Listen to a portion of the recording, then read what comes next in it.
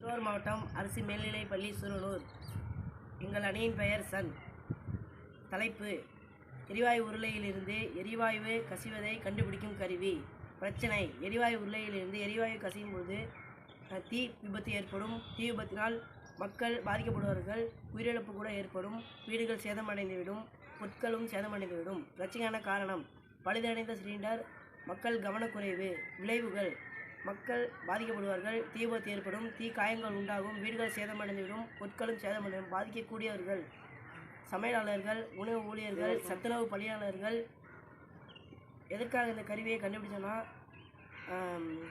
எரிவாயு உருளையிலிருந்து எரிவாயு கசிவதை கண்டுபிடிக்கும் கருவி. எரிவாயு உருளையில் சென்சாரை ஃபிட் பண்ணி அதனுடன் ஸ்பீக்கரை இணைக்கப்பட்டு ஸ்பீக்கரிலிருந்து ஒலி எழுப்பும் பொழுது மக்கள் எச்சரிக்கை அடைவார்கள். இந்த ஒலியானது மக்கள் பாதுகாப்பையும் காப்பாற்றும், பொருட்களையும் காப்பாற்றும்.